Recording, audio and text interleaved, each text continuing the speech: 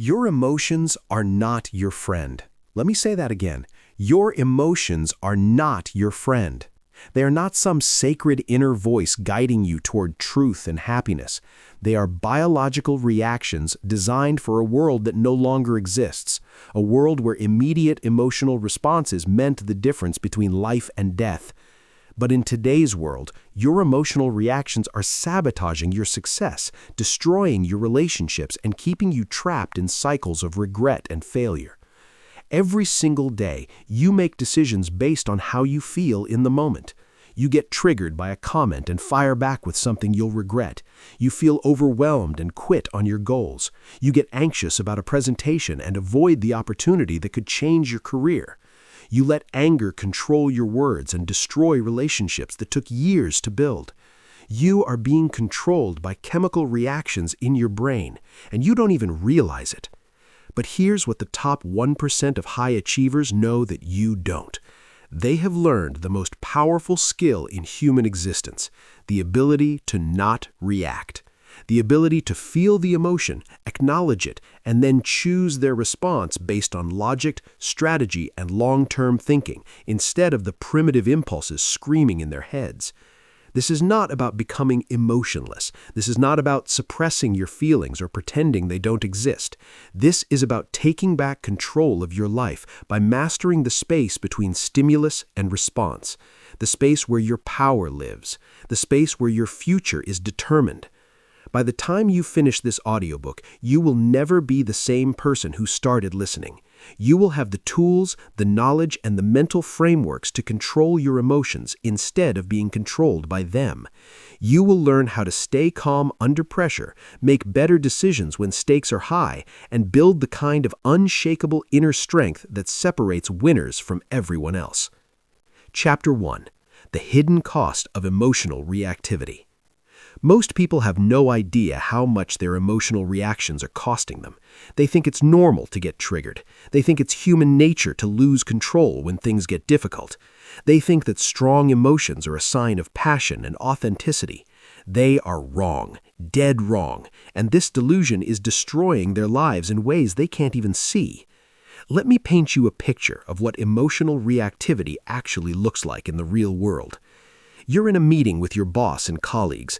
Someone challenges your idea in a way that feels disrespectful. Your heart starts racing. Your face gets hot. The voice in your head starts screaming about how unfair this is, how they don't understand your vision, how they're trying to make you look bad. And before you know it, you're defending yourself with an edge in your voice that makes everyone in the room uncomfortable. You've just damaged your professional reputation over a 60-second emotional reaction. Or maybe you're having an argument with your partner about something relatively minor. They say something that hits a nerve. Instead of staying calm and working toward a solution, you escalate. You bring up past grievances. You say things designed to hurt them because you're hurting. 10 minutes later, you've turned a small disagreement into a relationship-threatening fight that will take days to recover from, all because you couldn't control your initial emotional reaction. Here's the brutal truth that no one wants to face. Every time you react emotionally, instead of responding thoughtfully, you are training your brain to be weaker. You are reinforcing neural pathways that make you more likely to lose control the next time. You are literally rewiring your brain for failure, for conflict, for regret. And the worst part is that you're doing it voluntarily. The science is clear on this. Every emotional reaction triggers the release of stress hormones like cortisol and adrenaline. These chemicals flood your system, cloud your judgment, and make it impossible to think clearly. But here's what most people don't realize. These hormones don't just disappear when the situation is over. They stay in your system for hours, sometimes days, affecting every decision you make, every interaction you have, every thought that crosses your mind. This means that one emotional reaction in the morning can sabotage your entire day. That argument with your spouse affects how you perform at work. That stressful email triggers a cascade of poor decisions that ripple through your entire week. You become trapped in a cycle of reactivity, where each emotional outburst makes the next one more likely. But the cost goes deeper than just your daily performance. Chronic emotional reactivity literally changes your brain structure. Studies using brain imaging technology show that people who regularly lose emotional control have smaller prefrontal cortexes. This is the part of your brain responsible for rational thinking, planning, and impulse control. In other words, the more you react emotionally, the less capable you become of thinking clearly and making good decisions. The financial cost of emotional reactivity is staggering. Think about every opportunity you've missed because you were too angry, too anxious, or too overwhelmed to think straight. Every relationship you've damaged because you couldn't keep your mouth shut when you were upset. Every goal you've abandoned because you felt discouraged and decided to quit. The compound effect of these losses over a lifetime is devastating. I've worked with executives who have lost millions of dollars because they made decisions while angry. I've seen entrepreneurs destroy partnerships that took years to build because they couldn't control their emotional reactions during negotiations. I've watched brilliant people sabotage their own careers by sending emails they wrote while frustrated or making presentations while anxious. The relationship cost is even more heartbreaking. Every time you lose control emotionally with someone you care about, you withdraw trust from the relationship bank account. You create distance. You plant seeds of resentment. Over time, these emotional reactions accumulate and destroy the very relationships that matter most to you. Your children watch how you handle emotions and learn that this is normal. Your partner starts walking on eggshells around you because they never know what might trigger you. Your colleagues begin to see you as unreliable and unstable. Your reputation becomes one of someone who can't be counted on when things get tough. But perhaps the highest cost of emotional reactivity is what it does to your relationship with yourself. Every time you lose control, you lose respect for yourself. You know that you're capable of more. You know that you could have handled the situation better, but in the moment, you felt powerless against your own emotions. This creates a cycle of self-doubt and shame that erodes your confidence from the inside out. The good news is that this is completely within your control. Emotional reactivity is not your destiny. It's not written in your DNA. It's not an unchangeable part of who you are. It's a habit. And like any habit, it can be broken and replaced with something better. The question is whether you're willing to do the work to change it. Chapter 2. Why your brain is wired to sabotage you. To understand how to control your emotions, you first need to understand why your brain seems determined to make you lose control. The truth is, your emotional responses are not random or meaningless. They're the result of millions of years of evolution designed to keep your ancestors alive in a world full of immediate physical threats. But the world has changed dramatically, and your brain hasn't gotten the memo. Let me introduce you to the most important part of your brain that you've probably never heard of, the amygdala. This small, almond-shaped structure sits deep in your brain and serves as your personal alarm system. Its job is to scan for threats and trigger immediate responses to keep you safe. When your ancestors encountered a saber-toothed tiger, the amygdala would flood their system with adrenaline, shut down rational thinking, and prepare them for fight or flight. This response saved lives. The problem is that your amygdala can't tell the difference between a saber-toothed tiger and an angry email from your boss.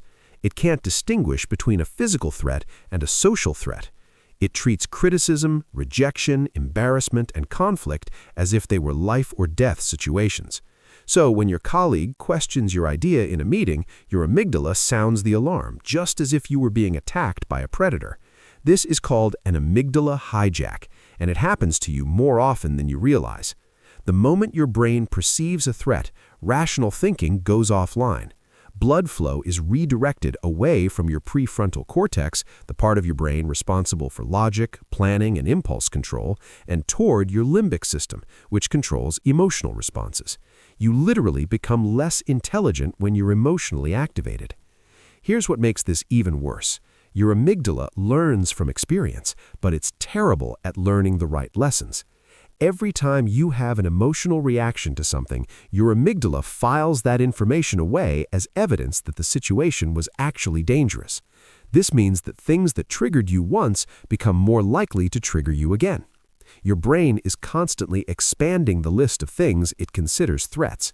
This is why people who have been hurt in relationships become hypersensitive to any sign of rejection or abandonment. Their amygdala has learned that emotional pain is dangerous, so it starts sounding alarms at the slightest hint that it might happen again. This is why people who have been criticized at work become defensive about any feedback, even when it's constructive and well-intentioned. Your amygdala also has a negativity bias. It's much better at remembering threats than rewards, failures than successes, pain than pleasure. This made sense when survival was the primary concern because forgetting about a threat could get you killed, while forgetting about a reward was just unfortunate. But in today's world, this negativity bias means your brain is constantly looking for problems, dangers, and reasons to be upset. Another crucial factor is that your amygdala processes information much faster than your rational mind. It can identify a threat and trigger an emotional response in as little as 12 milliseconds. Your prefrontal cortex, the rational part of your brain, takes at least 500 milliseconds to process the same information.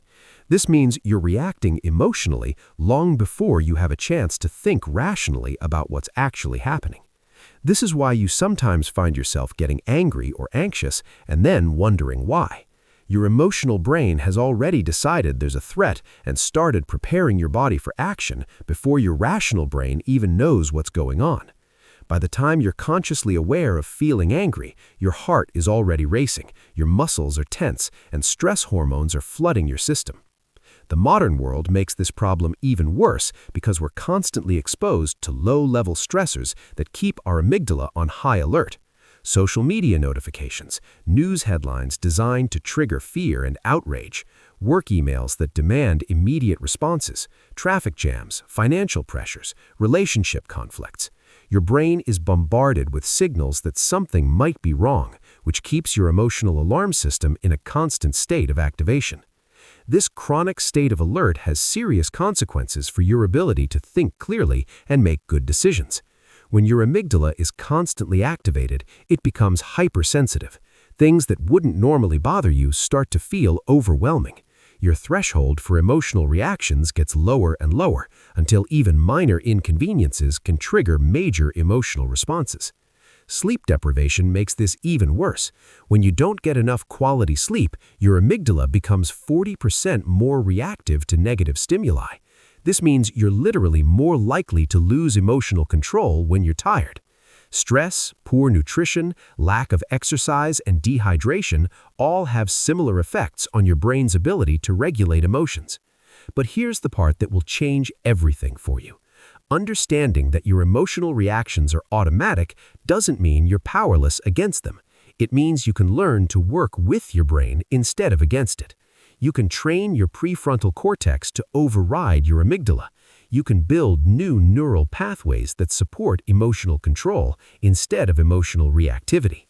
The key is recognizing that there is always a gap between the trigger and your response. It might be microseconds, but it exists, and in that gap lies your power. That's where you can choose to respond instead of react.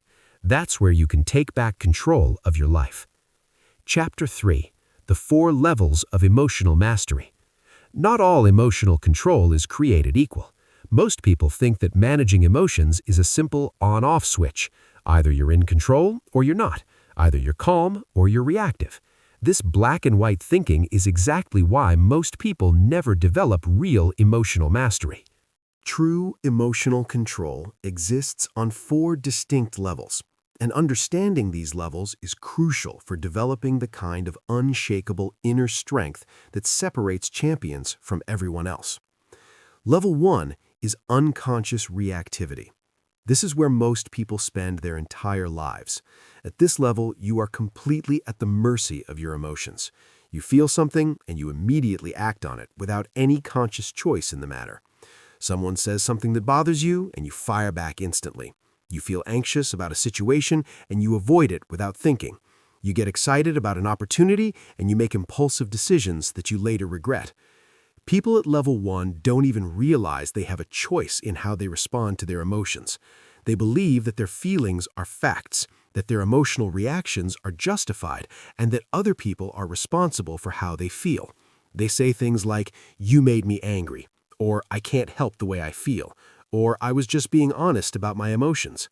They have zero awareness of the gap between stimulus and response. The problem with level 1 is that it makes you completely unpredictable and unreliable. People never know which version of you they're going to get. You might be calm and reasonable one day and explosive the next, depending on your mood, your stress level, and what's happening in your life. This unpredictability destroys trust in relationships and makes it impossible for others to count on you when things get difficult. Level 2 is conscious reactivity. This is where you become aware that you're having an emotional reaction, but you choose to act on it anyway. You know you're angry, you know you're about to say something you'll regret, but you do it anyway because it feels justified in the moment. You recognize that you're being controlled by your emotions, but you tell yourself that this situation is different, that this time your reaction is warranted. People at level 2 often justify their emotional reactions by focusing on the behavior of others. They say things like, "Yes, I lost my temper, but did you see what they did to me?" Or, "I know I shouldn't have sent that email, but they had it coming." They have awareness, but no real control. They see the gap between stimulus and response, but choose not to use it. Level 2 is actually more frustrating than level 1 because you know better, but you still can't seem to stop yourself. You become trapped in a cycle of emotional reactions, followed by guilt and regret, followed by promises to do better next time, followed by more emotional reactions. This creates a pattern of self-disappointment that erodes your confidence and self-respect over time. Level 3 is conscious response. This is where real emotional mastery begins. At this level, you feel the emotion. You recognize it for what it is, and you consciously choose how to respond based on your values and your long-term goals, rather than your immediate feelings. You might feel angry, but you choose to speak calmly. You might feel anxious, but you choose to take action anyway. You might feel disappointed, but you choose to focus on solutions rather than dwelling on problems. People at level 3 understand that emotions are information, not instructions. They recognize that feeling angry doesn't mean they have to act angry. They know that feeling anxious doesn't mean they're in actual danger. They have learned to create space between what they feel and how they respond, and they use that space to make choices that align with who they want to be rather than how they happen to feel in the moment. This level requires significant practice and self-awareness.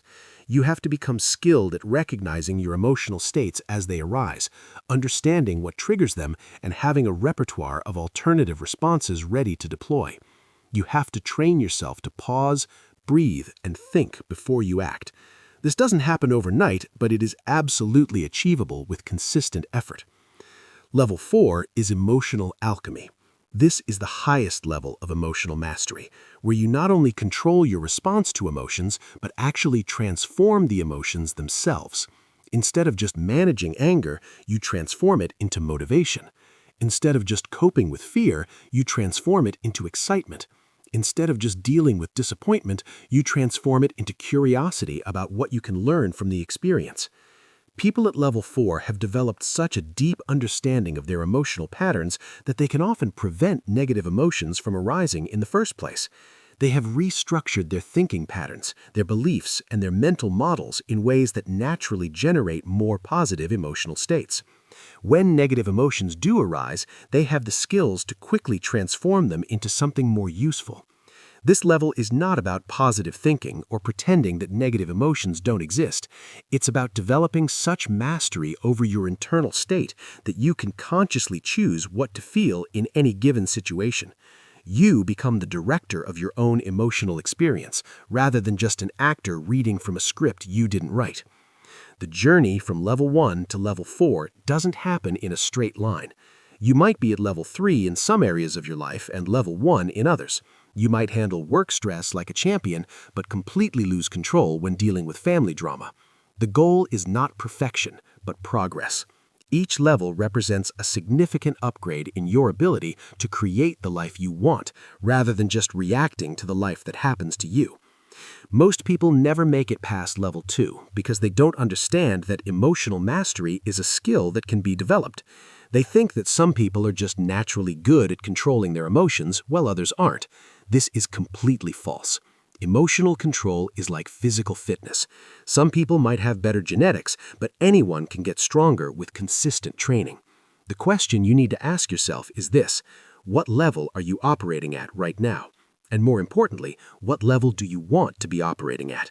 Because once you make the decision to upgrade your emotional operating system, everything in your life begins to change. Chapter 4. The STOP method for immediate emotional control. When you're in the middle of an emotional reaction, when your heart is racing and your mind is spinning, And every instinct in your body is telling you to lash out or run away or do something you'll regret, you need a system. You need a method that you can deploy immediately, in real time, to regain control before you do permanent damage to your relationships, your reputation, or your goals. Most advice about emotional control is useless in these moments because it requires you to think clearly when thinking clearly is exactly what you can't do. When you're emotionally hijacked, your prefrontal cortex is offline. You can't access complex strategies or remember detailed frameworks. You need something simple, something automatic, something that works even when your rational mind has temporarily left the building. This is where the STOP method comes in. 4 letters that represent 4 actions you can take in sequence to interrupt an emotional reaction and regain control of yourself before you make decisions you'll regret. This method is based on decades of neuroscience research and has been tested in the most high-pressure situations imaginable, from emergency rooms to battlefields to boardrooms. S stands for STOP. The moment you notice that you're having an emotional reaction, you must physically stop whatever you're doing. If you're typing an angry email, take your hands off the keyboard. If you're in the middle of an argument, close your mouth. If you're about to make an impulsive decision, step away from the situation. This physical stopping action sends a signal to your brain that you're taking control. The key to making this work is developing the ability to recognize the early warning signs of emotional activation. Your body always gives you clues before your emotions completely take over. Your heart starts beating faster, your muscles tense up, your breathing becomes shallow, you feel heat rising in your face or a knot forming in your stomach. These physical sensations are your cue to stop everything and implement the method. Most people miss these early warning signs because they're not paying attention to their bodies.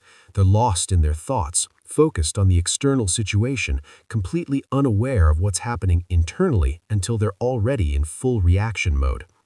Learning to tune in to your physical sensations is like installing an early warning system that gives you time to implement control strategies before it's too late. The stop action needs to be decisive and complete. You can't sort of stop or partially stop. You have to completely disengage from whatever you were doing. This might feel awkward at first, especially if you're in the middle of a conversation or a meeting, but the temporary awkwardness of stopping is nothing compared to the lasting damage of saying or doing something you'll regret. T stands for take a breath. Not just any breath, but a specific type of breathing that activates your parasympathetic nervous system and begins to calm your emotional reaction. You're going to breathe in slowly through your nose for a count of 4, hold your breath for a count of 4, then breathe out slowly through your mouth for a count of 6. This is called box breathing, and it's used by Navy SEALs, emergency responders, and elite athletes to maintain calm under extreme pressure. The reason this breathing pattern works is that it stimulates your vagus nerve, which is like a reset button for your nervous system. When you're emotionally activated, your sympathetic nervous system is in control, flooding your body with stress hormones and preparing you for fight or flight. The extended exhale activates your parasympathetic nervous system, which is responsible for rest and recovery. This begins to counteract the stress response and helps restore rational thinking. You need to repeat this breathing pattern at least 3 times, but continue for as long as necessary to feel your heart rate beginning to slow down. Don't rush this step. The goal is not just to calm down enough to function, but to calm down enough to think clearly and make good decisions. This might take 30 seconds, or it might take 5 minutes. Give yourself whatever time you need. O stands for observe. Now that you've stopped the reactive behavior, regulated your nervous system, and objectively observed what's actually happening, both internally and externally, what emotion are you feeling? What thoughts are running through your mind? What physical sensations are you experiencing? What is actually happening in the external situation, as opposed to what you're interpreting or assuming is happening? This observation step is crucial because emotional reactions are often based on interpretations rather than facts. Someone doesn't return your text message and you interpret that as rejection or disrespect when they might just be busy. A colleague challenges your idea and you interpret that as a personal attack when they might just be trying to make the project better. Your partner seems distant and you interpret that as evidence they don't love you anymore when they might just be stressed about work. During the observe step, you want to separate facts from interpretations. What did the person actually say or do? What evidence do you have for the story you're telling yourself about their motivations or intentions? What other explanations might exist for their behavior? This process of objective observation helps you see the situation more clearly and often reveals that your emotional reaction was based on assumptions rather than reality. You also want to observe your own internal state with curiosity rather than judgment. Don't beat yourself up for having an emotional reaction. Don't tell yourself you shouldn't feel the way you feel. Just notice what's happening with the same objective interest you might have in watching a nature documentary. This emotion is arising. This thought pattern is active. This physical sensation is present. Information, not evaluation. P stands for proceed. Now that you've stopped the reactive behavior, regulated your nervous system, and objectively observed the situation, you can proceed with a conscious response rather than an unconscious reaction. But this doesn't mean jumping right back into action. The proceed step involves making a conscious choice about how you want to respond based on your values, your goals, and your long-term interests, rather than your immediate emotional impulses. Ask yourself what response would be most aligned with the person you want to be and the outcome you want to create. If your goal is to maintain a good relationship with this person, what response would serve that goal? If your goal is to solve a problem, what response would be most effective? If your goal is to maintain your reputation and integrity, what response would support that goal? Sometimes the best choice in the proceed step is not to respond at all, at least not immediately. You might decide that you need more information before you can respond effectively. You might realize that you're still too emotionally activated to respond in a way that aligns with your values. You might determine that the situation doesn't actually require a response from you at all. Other times, the proceed step might involve having a conversation, but approaching it differently than you would have if you had reacted immediately. Instead of defending yourself, you might ask questions to better understand the other person's perspective. Instead of making accusations, you might express how you interpreted their words or actions and ask for clarification. The stop method becomes more powerful the more you practice it. At first, you might only remember to use it after you've already reacted emotionally. That's normal and still valuable because it helps you develop awareness of your patterns. Gradually, you'll start to catch yourself earlier in the process. Maybe after you've started to react, but before you've done serious damage. Eventually, you'll be able to implement the method as soon as you notice the early warning signs of emotional activation. The goal is not to never have emotional reactions. The goal is to never let those reactions control your behavior in ways that work against your best interests. The stop method gives you the tools to create space between stimulus and response. And in that space lies your power to create the life you want rather than just reacting to the life that happens to you. Chapter 5. Advanced Techniques for Emotional Regulation.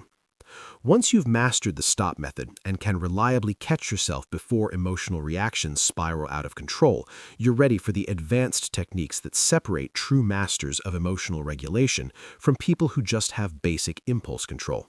These techniques go beyond damage control and move into the realm of emotional optimization, where you don't just manage your emotions, but actually use them as tools for peak performance and enhanced decision-making. The first advanced technique is cognitive reframing. This is the ability to consciously change how you interpret a situation in order to change your emotional response to it. Most people think their emotions are caused by external events, but the truth is that emotions are caused by your interpretation of events. Change your interpretation and you change your emotional experience. Let me give you a concrete example. Imagine you're giving a presentation, and you notice that several people in the audience are looking at their phones. Your initial interpretation might be that they're bored, that your presentation is terrible, that you're failing. This interpretation triggers feelings of anxiety, embarrassment, and self-doubt. But what if you reframed the situation?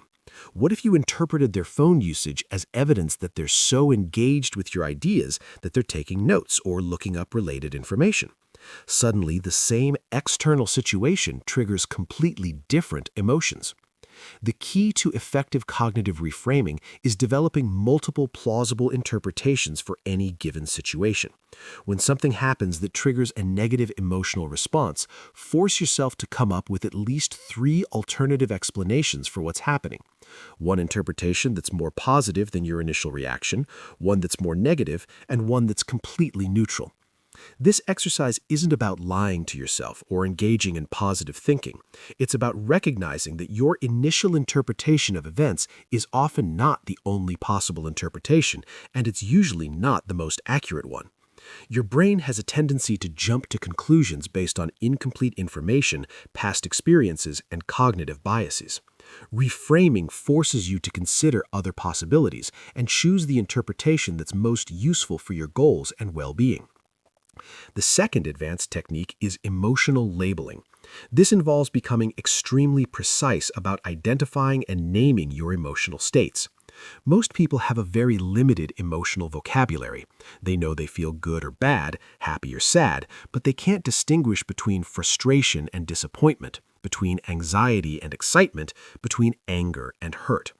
This lack of precision makes it much harder to regulate your emotions because you can't manage what you can't clearly identify. It's like trying to fix a car engine when you can only describe the problem as "it's not working right." The more specifically you can identify what you're feeling, the more specifically you can address it. Emotional labeling works by activating your prefrontal cortex and reducing activity in your amygdala. When you put a precise name to an emotion, you literally change your brain state in ways that make the emotion less overwhelming and more manageable. Research shows that people who regularly practice emotional labeling have better emotional regulation, lower stress levels, and improved decision-making abilities. To develop this skill, start by expanding your emotional vocabulary. Instead of just feeling bad, get specific. Are you feeling disappointed, frustrated, overwhelmed, anxious, angry, hurt, or something else entirely? Instead of feeling good, are you feeling satisfied, excited, proud, grateful, content, or energized? The more precise you can be, the more control you'll have over your internal state. The third advanced technique is somatic regulation.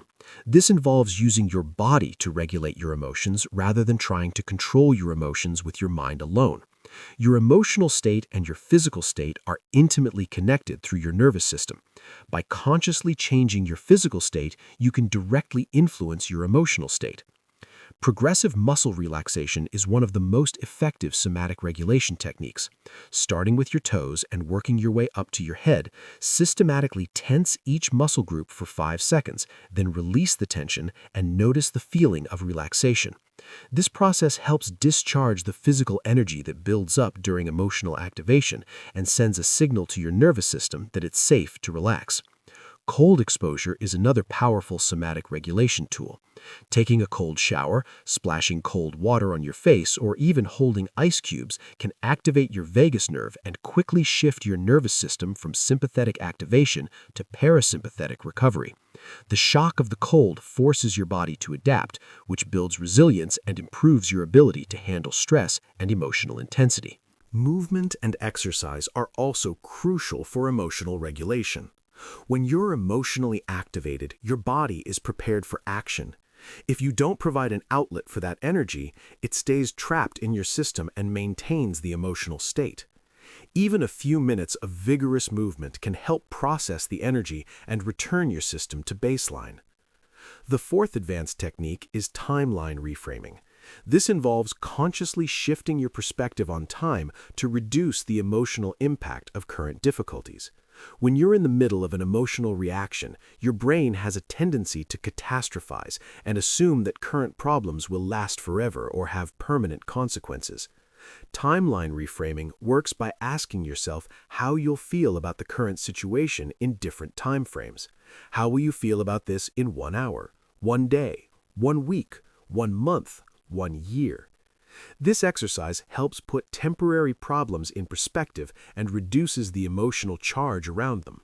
You can also use timeline reframing to connect with your future self. Imagine yourself 5 years from now, having successfully navigated this situation and many others like it. What advice would that future version of yourself give you about how to handle the current challenge? This perspective often reveals that the situation is less serious than it initially appeared and suggests more effective responses than emotional reactivity. The fifth advanced technique is energy management. This recognizes that your capacity for emotional regulation is not unlimited. You have a finite amount of mental energy each day, and emotional regulation requires a significant portion of that energy.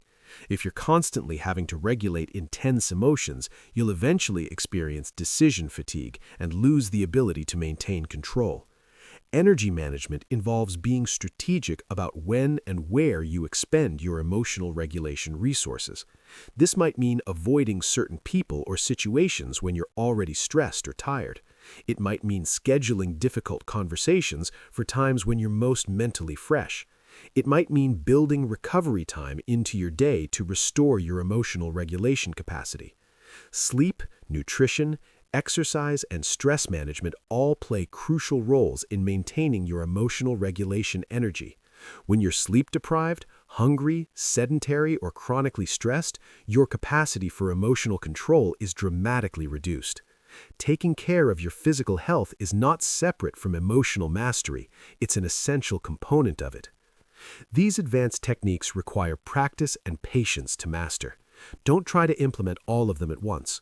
Choose one or two that resonate most with you and focus on developing competency with those before adding others to your toolkit. Remember, the goal is not to never feel difficult emotions, but to respond to those emotions in ways that align with your values and support your long-term goals. With consistent practice, these techniques will become automatic responses that serve you in any situation life presents. Chapter 6. Building Emotional Resilience for Long-Term Success. Controlling your emotions in the moment is crucial, but it's only half of the equation. The other half is building the kind of deep, unshakable emotional resilience that makes you anti-fragile, not just strong enough to survive emotional challenges, but actually stronger because of them. This is what separates people who occasionally manage their emotions from people who have transformed their entire relationship with difficulty, stress, and adversity. Most people approach emotional resilience completely backwards.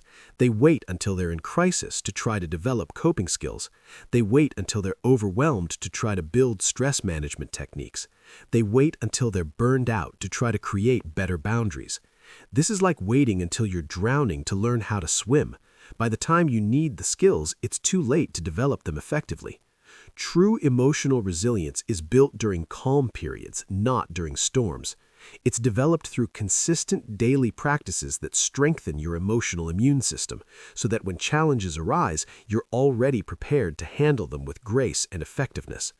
Just like physical fitness, emotional fitness requires regular training, not just crisis intervention.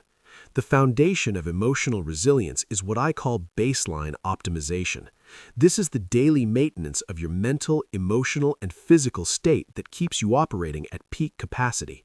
When your baseline is strong, you can handle much more stress and challenge before reaching your breaking point. When your baseline is weak, even minor difficulties can overwhelm your system. Sleep is the non-negotiable foundation of baseline optimization. When you're sleep-deprived, your amygdala becomes hyperactive while your prefrontal cortex becomes sluggish. This means you're more likely to have emotional reactions and less able to control them. The research is absolutely clear on this. People who sleep less than 7 hours per night have dramatically reduced emotional regulation capacity. But it's not just about quantity of sleep, it's about quality. Your bedroom needs to be completely dark, cool, and quiet. No screens for at least an hour before bed. No caffeine after 2 p.m. A consistent sleep schedule that doesn't vary by more than 30 minutes even on weekends. These aren't suggestions, they're requirements if you want to maintain emotional control under pressure. Nutrition plays a massive role in emotional stability that most people completely ignore. Your brain runs on glucose, and when your blood sugar is unstable, so are your emotions. Skipping meals, eating processed foods, consuming too much caffeine, and drinking alcohol all create biochemical conditions that make emotional regulation much more difficult. The solution is not complex, but it requires discipline. Eat protein with every meal to stabilize blood sugar. Consume omega-3 fatty acids to support brain health. Stay hydrated throughout the day. Avoid foods that cause inflammation, which includes most processed foods, excessive sugar, and foods you're sensitive to. Your emotional state is directly connected to your nutritional state, whether you realize it or not. Physical exercise is not optional for emotional resilience. When you exercise regularly, you increase production of brain-derived neurotrophic factor, which literally grows new brain cells and strengthens neural connections. You also increase production of neurotransmitters like serotonin and dopamine that regulate mood and motivation.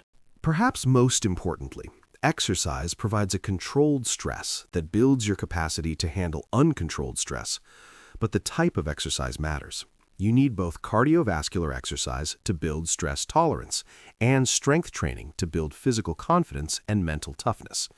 You also need some form of movement that challenges your coordination and focus, like martial arts, dance, or sports.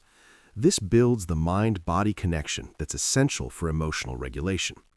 The second pillar of emotional resilience is cognitive flexibility. This is your ability to see situations from multiple perspectives, generate creative solutions to problems, and adapt your thinking when circumstances change. People with low cognitive flexibility get stuck in rigid thought patterns that amplify emotional reactions. People with high cognitive flexibility can find opportunity in adversity and maintain emotional equilibrium even when things don't go according to plan. One of the most powerful ways to build cognitive flexibility is through regular exposure to different perspectives and ideas. Read books by authors who disagree with your worldview.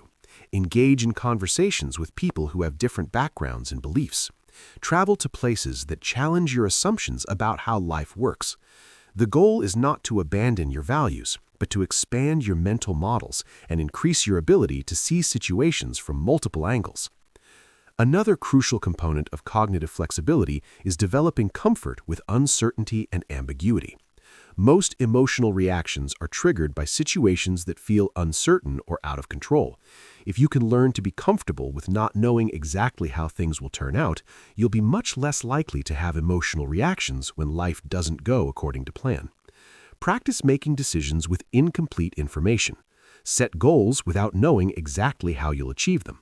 Engage in activities that have uncertain outcomes. The more comfortable you become with uncertainty, the more emotionally stable you'll be when facing unknown challenges. The third pillar of emotional resilience is meaning-making. People who have a clear sense of purpose and meaning in their lives are much more resilient in the face of adversity. When you know why you're doing something, when you can connect your current struggles to a larger purpose, it becomes much easier to maintain emotional control when things get difficult. This doesn't require having a grand mission to save the world. It can be as simple as being a good parent, building a successful business, or making a positive contribution to your community. The key is that your goals and activities need to be connected to something larger than immediate comfort or pleasure. Regularly reflecting on your values and priorities helps maintain this sense of meaning. What do you stand for? What kind of person do you want to be? What kind of impact do you want to have? When you're clear on these questions, it becomes much easier to choose long-term thinking over short-term emotional reactions. The fourth pillar of emotional resilience is social connection. Humans are social creatures, and isolation makes emotional regulation much more difficult. Having strong, supportive relationships provides both emotional resources during difficult times and accountability that helps you maintain high standards for your behavior. But not all relationships contribute to emotional resilience.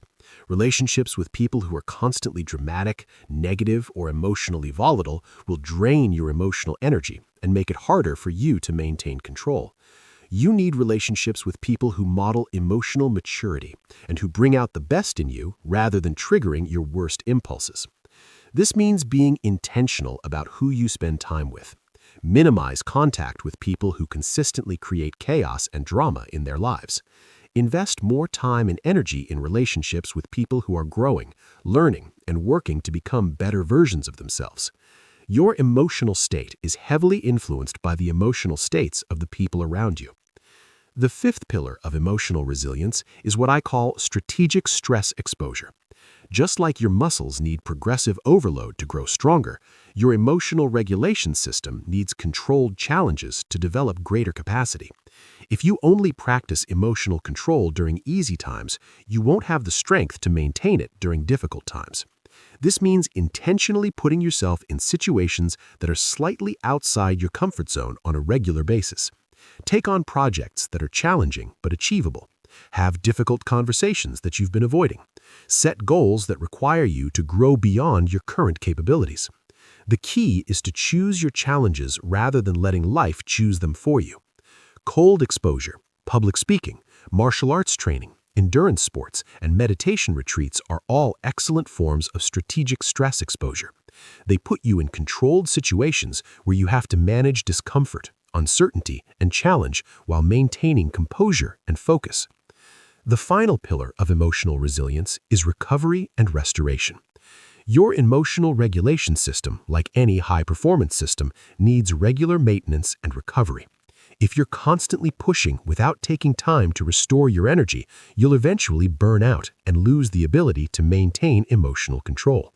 This means building regular recovery practices into your daily and weekly routine. Daily meditation or mindfulness practice, weekly time in nature without technology, monthly periods of complete disconnection from work and social media, annual retreats or vacations that allow for deep rest and reflection. Recovery is not a luxury or a reward for hard work. It's a requirement for sustained high performance. Without adequate recovery, your emotional regulation capacity will gradually decline, and you'll find yourself becoming more reactive, more irritable, and less able to handle the normal challenges of life. Building emotional resilience is a long-term project that requires patience and consistency. You can't develop it overnight, but you also can't afford to wait until you need it to start building it. The time to strengthen your emotional foundation is now, while you're relatively calm and stable. Because when the storms of life hit, and they will hit, you want to be the person who remains unshakable while others are falling apart around you. Chapter 7. The Neuroscience of Emotional Transformation. Everything I've taught you so far becomes infinitely more powerful when you understand what's actually happening in your brain when you practice emotional control. This isn't just feel-good psychology or ancient wisdom, though both have their place. This is hard science.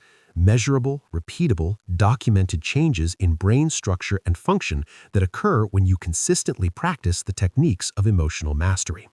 Understanding the neuroscience behind emotional transformation serves two crucial purposes.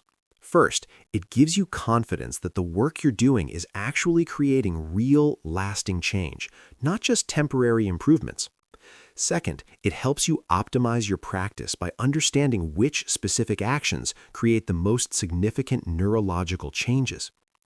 Let's start with neuroplasticity, which is your brain's ability to reorganize itself by forming new neural connections throughout your life.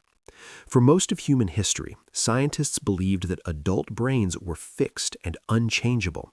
If you had certain emotional patterns or tendencies, you were stuck with them for life. We now know this is completely false. Your brain is constantly rewiring itself based on your thoughts, emotions, and behaviors.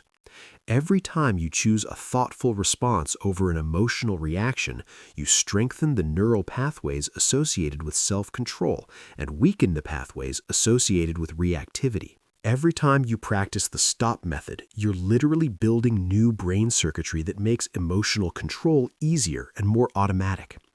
The key insight is that your brain doesn't distinguish between what you're thinking about and what you're actually experiencing. When you mentally rehearse staying calm under pressure, your brain creates the same neural connections as if you had actually stayed calm under pressure. This means you can accelerate your emotional development by regularly visualizing yourself handling challenging situations with grace and composure.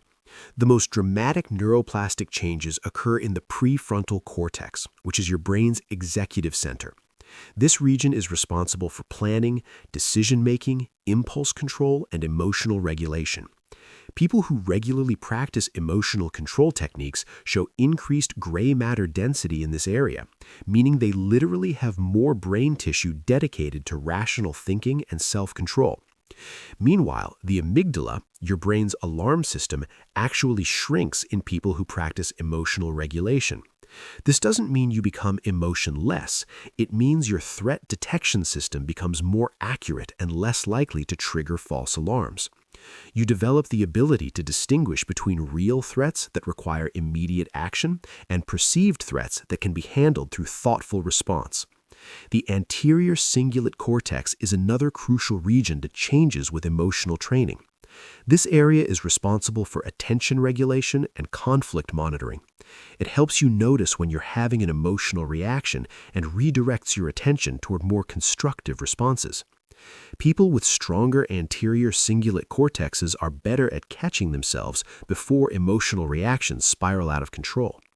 The insula, which processes bodily sensations and connects them to emotional experiences, also becomes more developed in people who practice emotional awareness. This enhanced body awareness is what allows you to notice the early warning signs of emotional activation before they become full-blown reactions. You become more sensitive to changes in heart rate, muscle tension, breathing patterns, and other physical indicators of emotional state.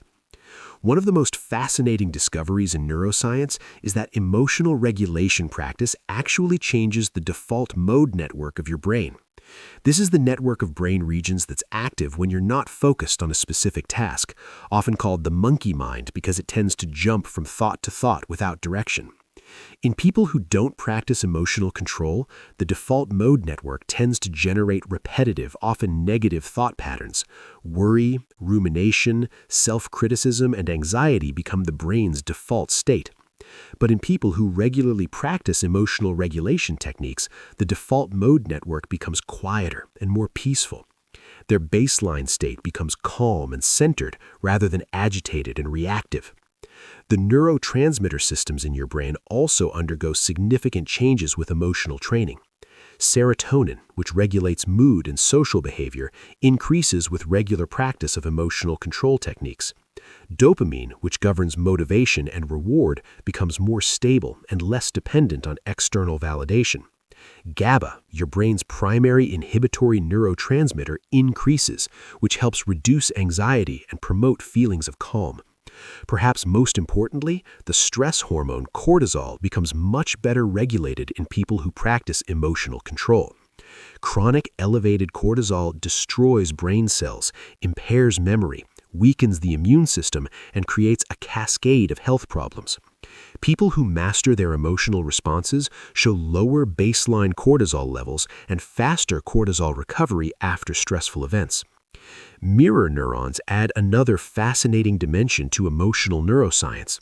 These are brain cells that fire both when you perform an action and when you observe someone else performing the same action. This means that spending time with people who have good emotional control literally trains your brain to have better emotional control. Conversely, spending time with emotionally reactive people trains your brain to be more reactive. This is why the social environment you choose has such a profound impact on your emotional development. You're not just influenced by other people's behavior, your brain is actually mimicking their neural patterns through mirror neuron activity. Choose your social environment carefully because it's shaping your brain whether you realize it or not. The research on meditation and mindfulness provides some of the clearest evidence of how emotional practices change brain structure. Studies using brain imaging technology show that just 8 weeks of regular meditation practice creates measurable changes in brain structure. The hippocampus, associated with learning and memory, increases in size. The amygdala decreases in reactivity. The prefrontal cortex becomes more active and better connected to other brain regions. But you don't need to become a meditation master to benefit from these neuroplastic changes. Any consistent practice that involves observing your thoughts and emotions without immediately reacting to them will create similar brain changes. The key factors are consistency, attention, and non-reactive awareness. Breathing exercises create particularly rapid neurological changes because the vagus nerve, which connects your brain to your body's relaxation response, can be directly influenced through conscious breathing patterns.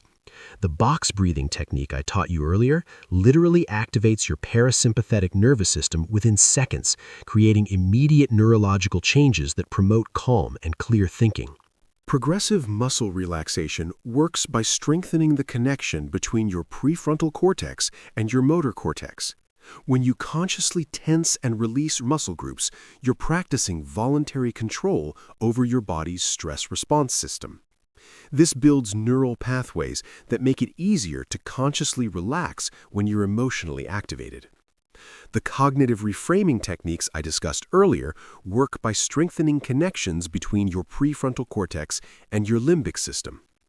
Every time you consciously choose a different interpretation of events, you're building neural highways that make optimistic, solution-focused thinking more automatic and pessimistic, problem-focused thinking less automatic.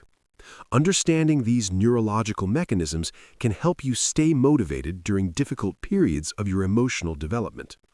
When you're struggling to control your reactions, when old patterns seem to be reasserting themselves, when progress feels slow or non-existent, remember that your brain is literally rewiring itself at the cellular level.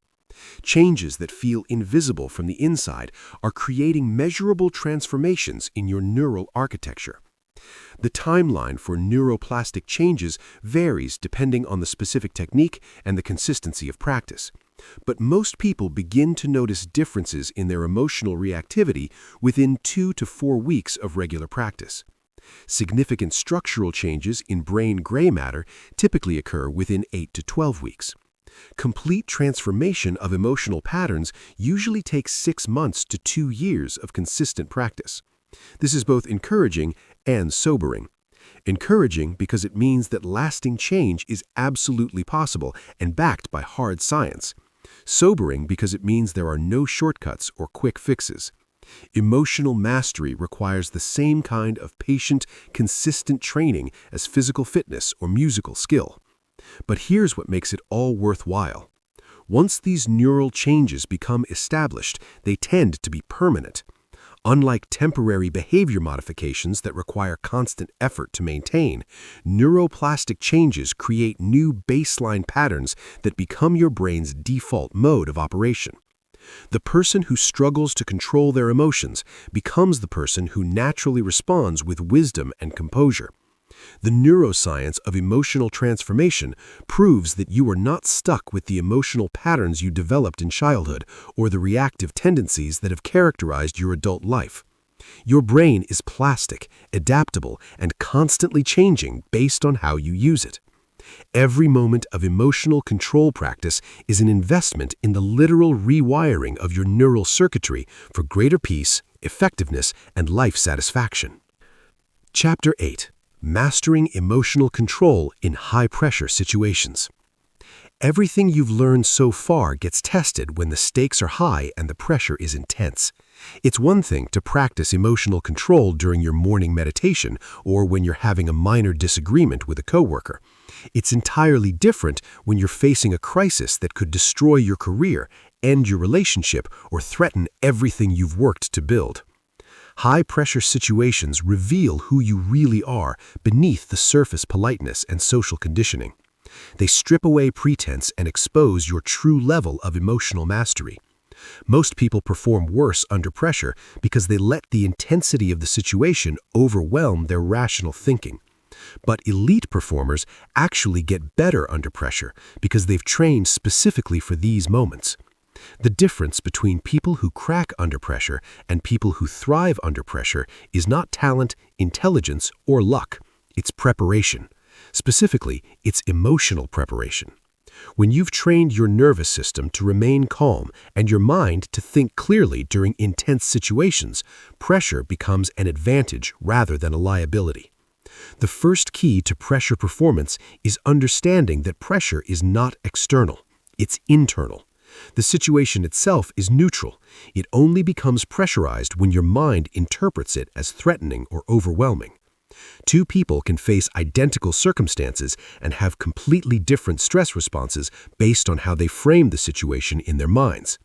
This means that controlling pressure starts with controlling your narrative about the situation. Instead of telling yourself, "This is terrible, everything is falling apart, I can't handle this," you need to reframe the situation in terms that support peak performance. This is challenging, but I have the skills to handle it. This is an opportunity to prove what I'm capable of. This is exactly the kind of situation I've been training for. Elite athletes, emergency responders, and special forces operators all use this kind of reframing to maintain peak performance under extreme pressure. They don't pretend that dangerous or difficult situations aren't actually dangerous or difficult. They acknowledge the reality of the situation, while choosing interpretations that enhance rather than diminish their performance. The second key to pressure performance is physiological preparation. Your body's stress response system needs to be trained to handle intense activation without becoming overwhelmed. This is where the concept of stress inoculation becomes crucial. Just like vaccines expose your immune system to small amounts of a pathogen to build resistance, stress inoculation exposes your nervous system to controlled amounts of stress to build resilience. Cold exposure is one of the most effective forms of stress inoculation. When you deliberately expose yourself to cold water or cold air, you activate the same stress response systems that are triggered during high-pressure situations. But because you're choosing the exposure voluntarily, you can practice maintaining calm and clear thinking while your body is in a state of physiological stress.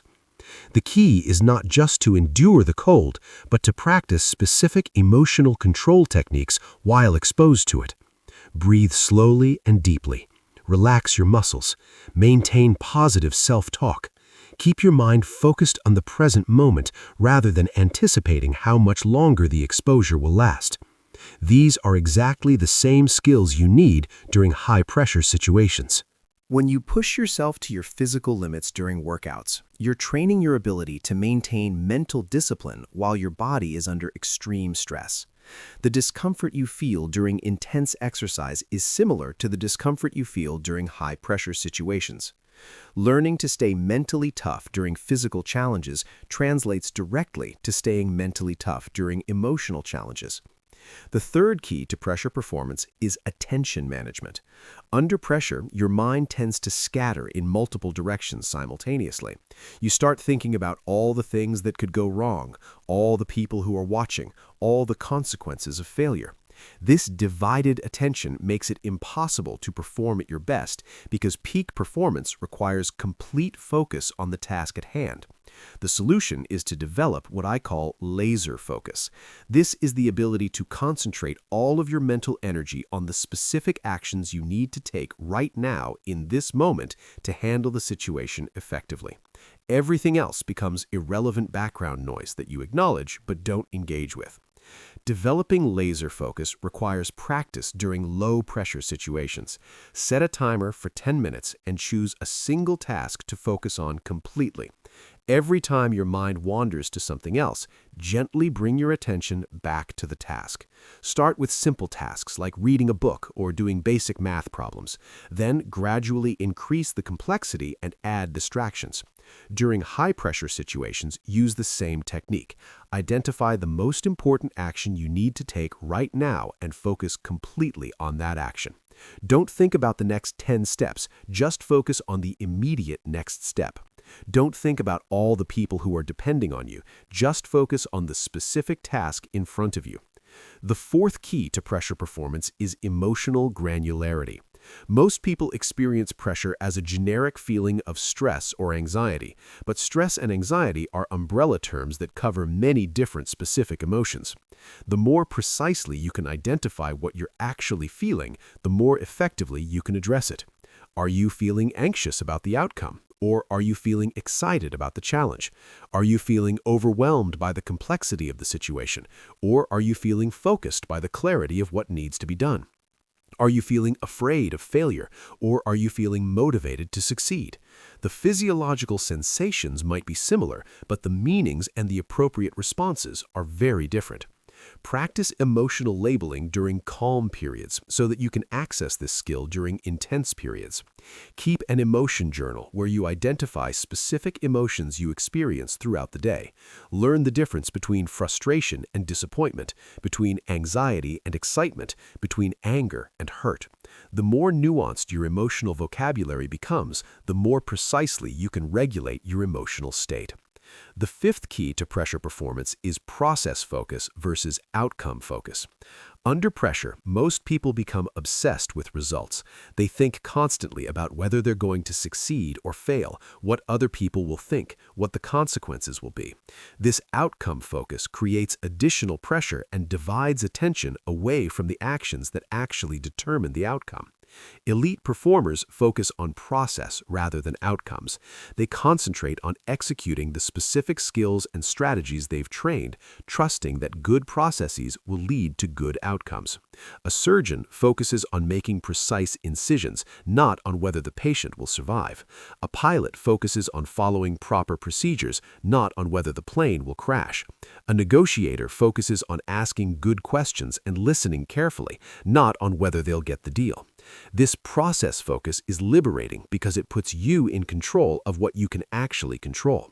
You can't directly control outcomes, which always depend partly on factors outside your influence. But you can control your effort, your attention, your technique, and your attitude.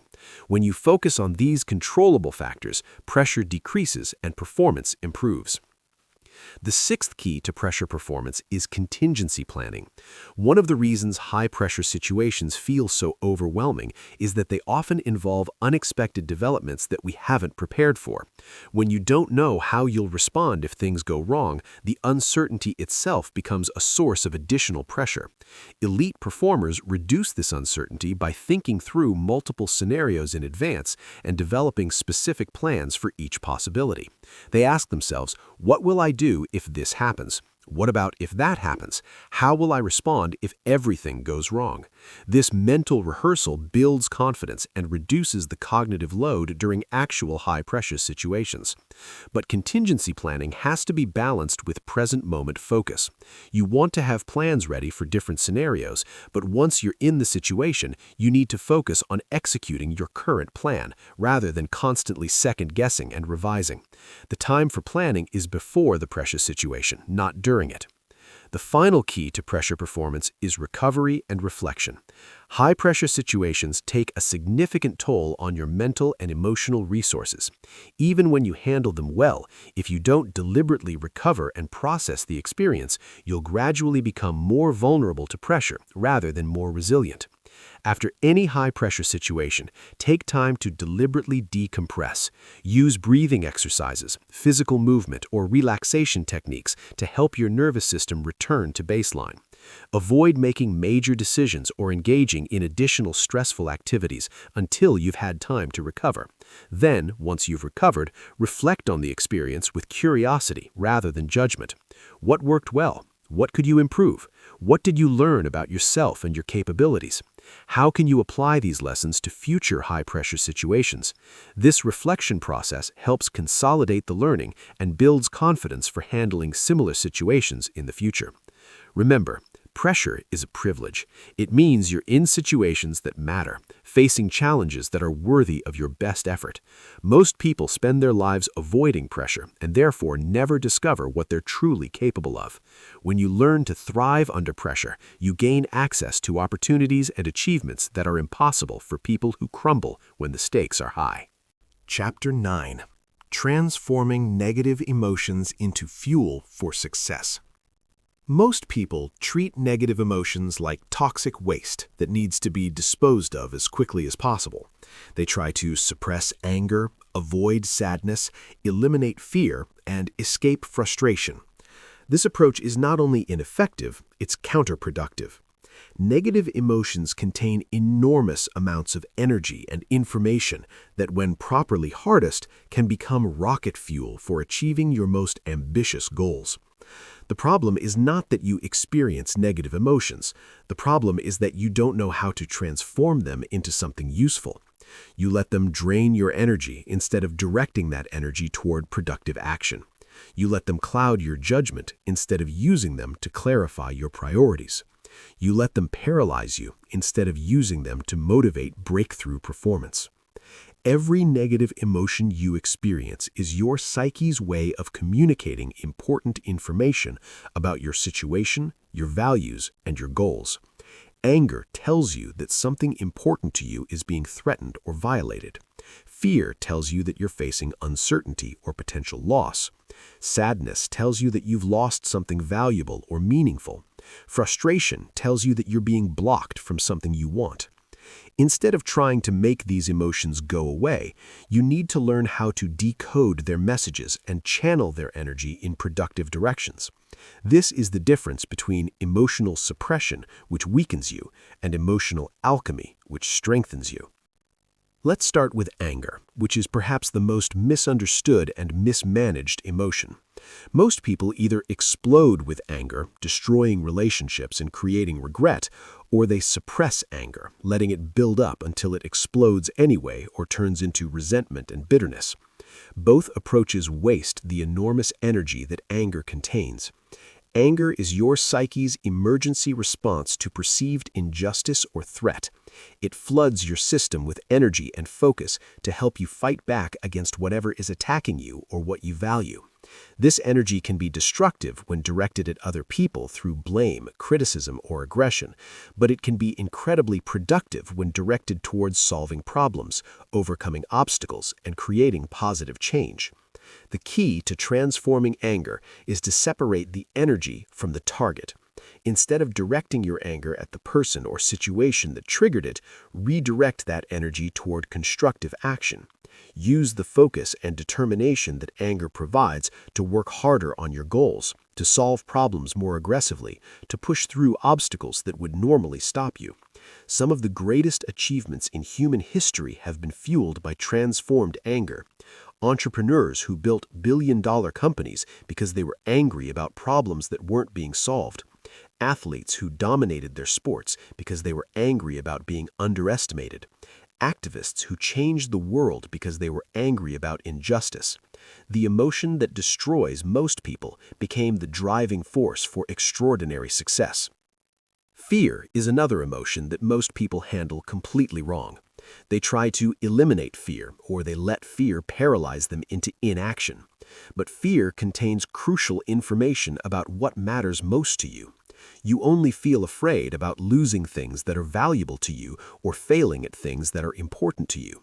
Fear is your internal guidance system, pointing you toward what you need to protect or pursue. The goal is not to eliminate fear, but to dance with it. Acknowledge the fear, extract the information it's providing, then take action despite the fear. This is what courage actually is, not the absence of fear, but intelligent action in the presence of fear. Every time you act courageously, you build confidence and reduce the grip that fear has on your life. Fear also serves as an excellent filtering mechanism for opportunities and goals. If something doesn't scare you at least a little bit, it's probably not challenging enough to be worth pursuing.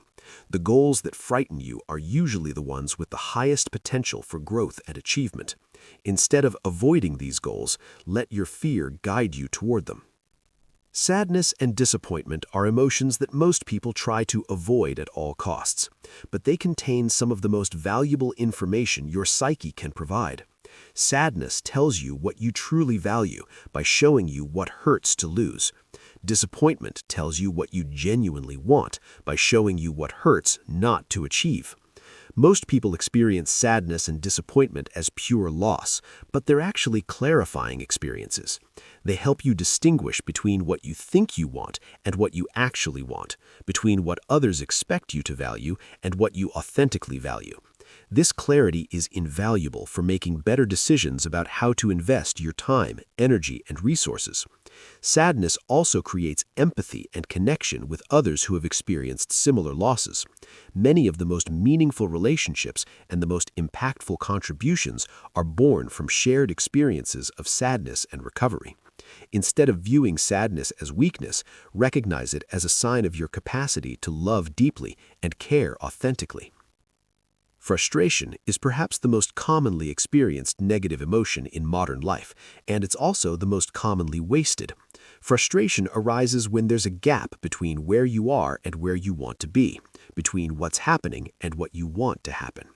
Most people let frustration drain their energy through complaining, blaming, or giving up. But frustration is actually a signal that you care deeply about improvement and progress.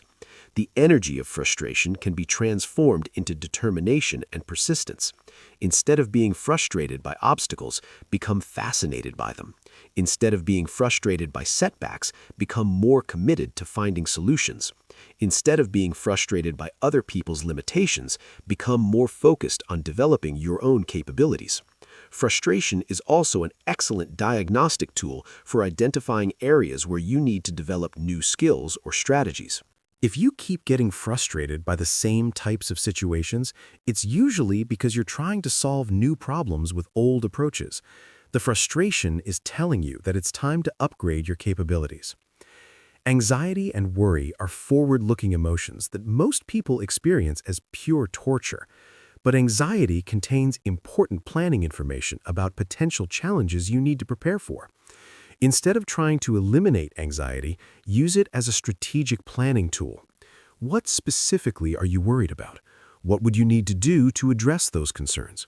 How can you prepare for the challenges you're anticipating?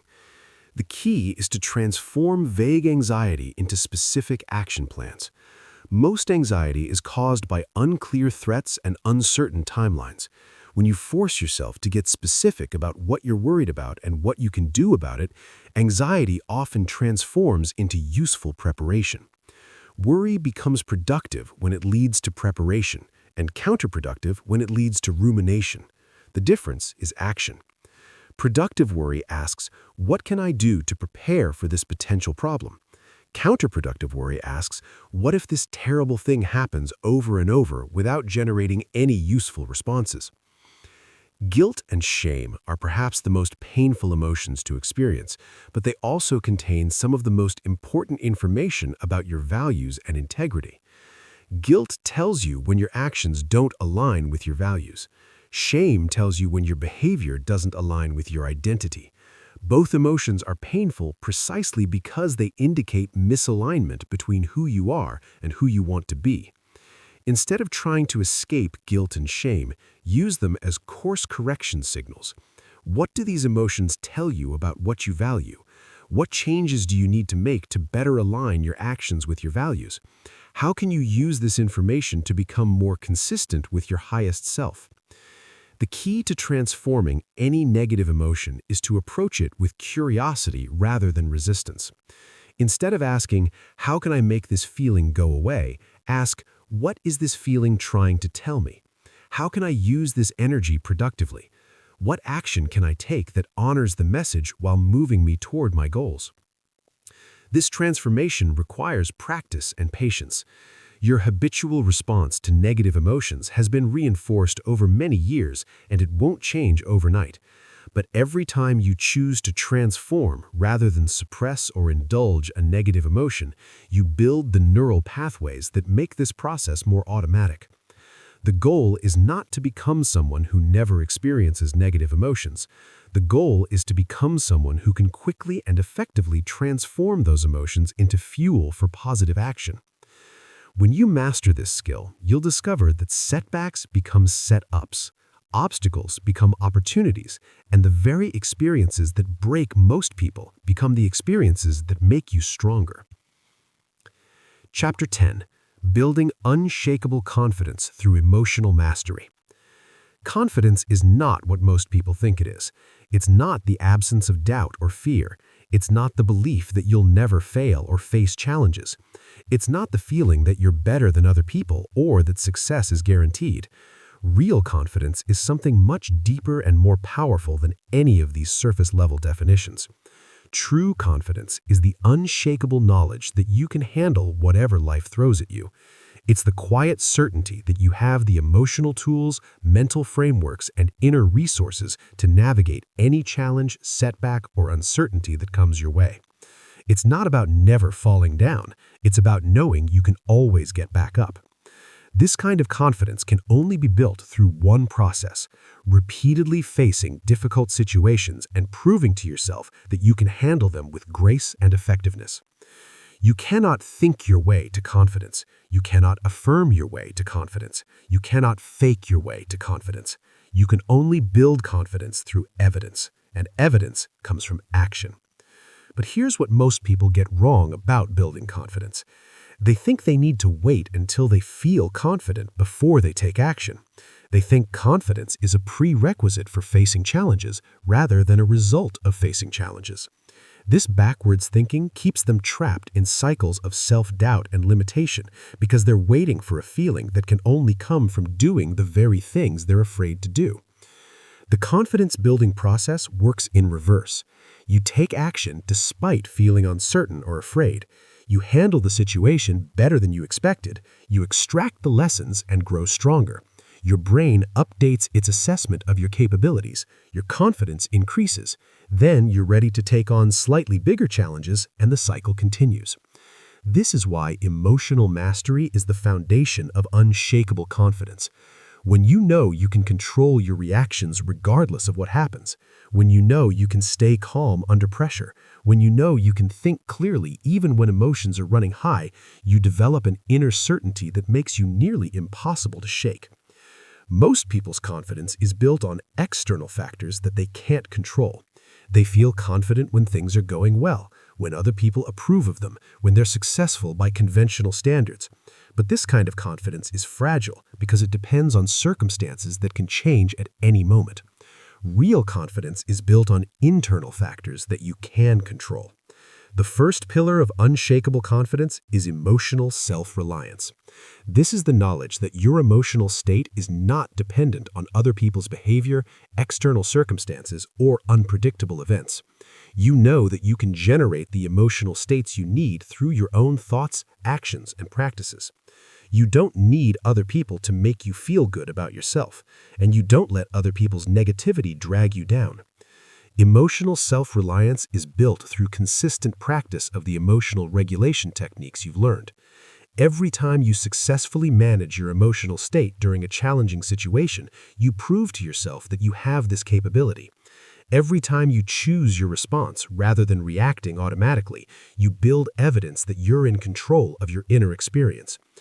This doesn't mean you become emotionally disconnected from others or that you don't care about relationships. It means you engage with others from a position of strength rather than neediness. You contribute to relationships rather than draining them. You're able to be genuinely supportive of others because you're not constantly seeking support for yourself. The second pillar of unshakable confidence is competence building. Confidence without competence is just delusion. You need to actually be good at things that matter. You need to develop real skills, real knowledge, and real abilities that create genuine value in the world. But competence building is not just about technical skills. It's about developing the meta skills that make you effective in any domain. Problem solving is perhaps the most important meta skill for building confidence.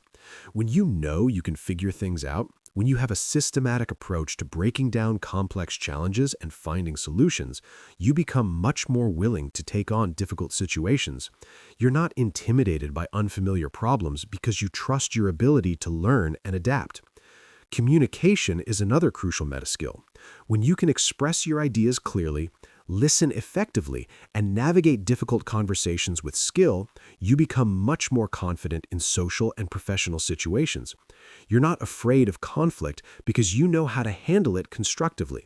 You're not intimidated by authority figures because you know how to communicate with respect while maintaining your own dignity. Learning agility is the meta skill that makes all other skills possible.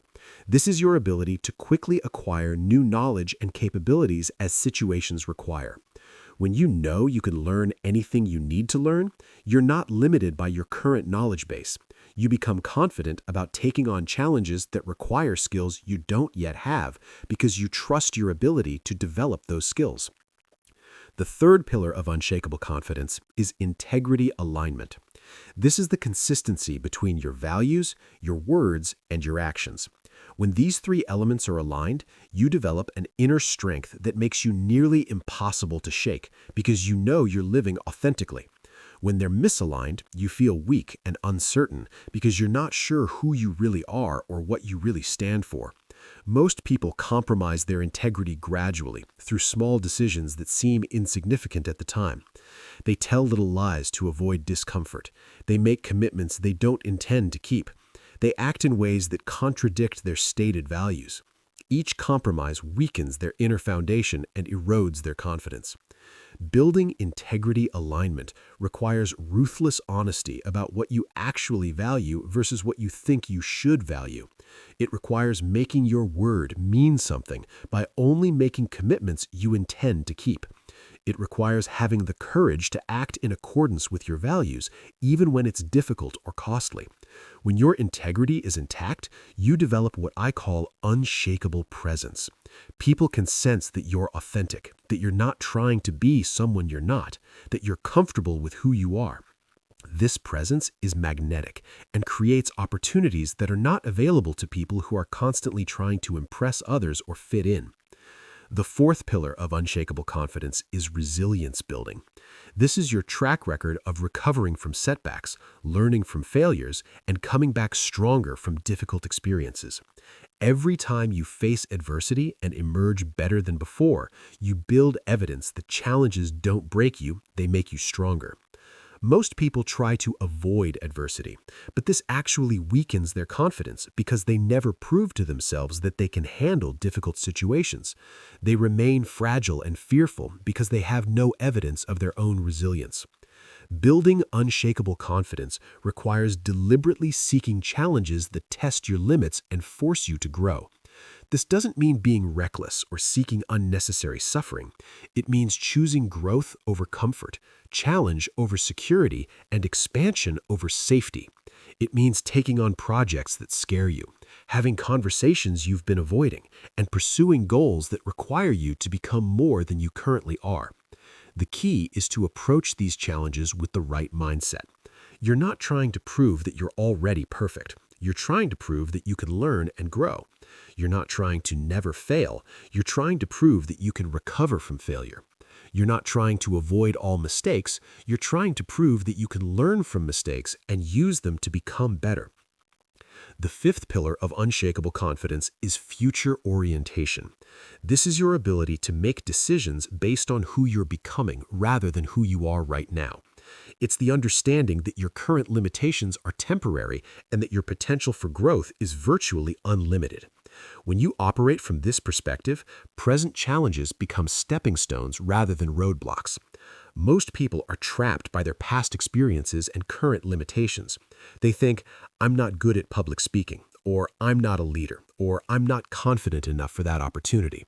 This fixed mindset keeps them stuck because they base their decisions on current capabilities rather than future potential.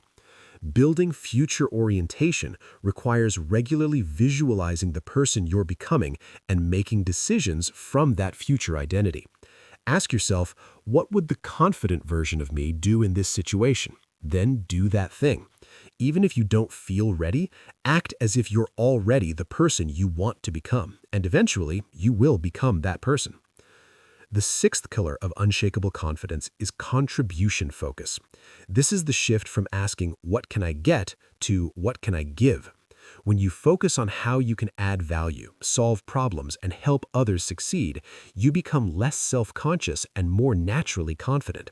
You're not worried about how you look, what other people think, whether you're measuring up, because you're focused on being useful. Most confidence issues stem from excessive self-focus. When you're constantly worried about how you look, what other people think, whether you're measuring up, you create anxiety and self-doubt. But when you shift your focus to how you can contribute, serve, and add value, these self-focused concerns naturally fade into the background. This doesn't mean neglecting your own needs or becoming a doormat. It means approaching situations with a service mindset rather than a self-protection mindset. Instead of thinking, I hope I don't embarrass myself, think, how can I help this meeting be productive? Instead of thinking, I hope they like me, think, how can I be genuinely useful to this person? The final element of building unshakable confidence through emotional mastery is developing what I call evidence awareness. This is the practice of consciously recognizing and remembering your successes, growth, and progress rather than focusing only on your failures and limitations. Most people have a negativity bias that causes them to remember failures more vividly than successes and to discount their achievements while magnifying their mistakes. This mental pattern systematically undermines confidence by creating a distorted view of their actual track record. Combat this bias by keeping a success journal where you record daily wins, no matter how small. Document challenges you've overcome, skills you've developed, and positive feedback you've received. Review this evidence regularly to maintain an accurate picture of your capabilities and progress. Building unshakable confidence is not about becoming arrogant or believing you're better than others. It's about developing an accurate assessment of your capabilities and a realistic optimism about your potential for continued growth. It's about knowing that you can handle whatever comes your way, not because nothing bad will ever happen, but because you have the tools to deal with whatever does happen. When you combine emotional mastery with competence building, integrity alignment, resilience development, future orientation, contribution focus, and evidence awareness, you create a foundation of confidence that cannot be shaken by external circumstances. You become the kind of person who stays calm in chaos, who sees opportunity in adversity, and who inspires others through your unshakable presence and authentic strength. Chapter 11. The Art of Strategic Non-Reaction in Relationships. Relationships are where emotional control matters most, and where most people fail most spectacularly. You can master your emotions in every other area of your life, but if you lose control with the people closest to you, you'll sabotage the very relationships that matter most. The people who love you see you at your worst, when you're tired, stressed, and emotionally depleted. This is when your true level of emotional mastery is revealed. Most relationship conflicts are not about the surface issue being discussed. They're about underlying emotional patterns, unmet needs, and unconscious triggers that both people are reacting to without awareness. When you learn to not react emotionally during relationship conflicts, you can address the real issues instead of getting caught in endless cycles of blame, defensiveness, and escalation. The first principle of relationship emotional mastery is understanding that every interaction is a choice between connection and control. When you're emotionally reactive, you're choosing control. You're trying to make the other person wrong, to prove your point, to defend your position. But when you choose non-reaction, you're choosing connection. You're prioritizing the relationship over being right. This doesn't mean becoming a doormat or accepting unacceptable behavior. It means responding to problematic situations in ways that preserve dignity and create possibilities for resolution, rather than just venting your emotional reactions. It means being strong enough to stay calm when the other person is losing control. The second principle is taking responsibility for your 50% of every interaction.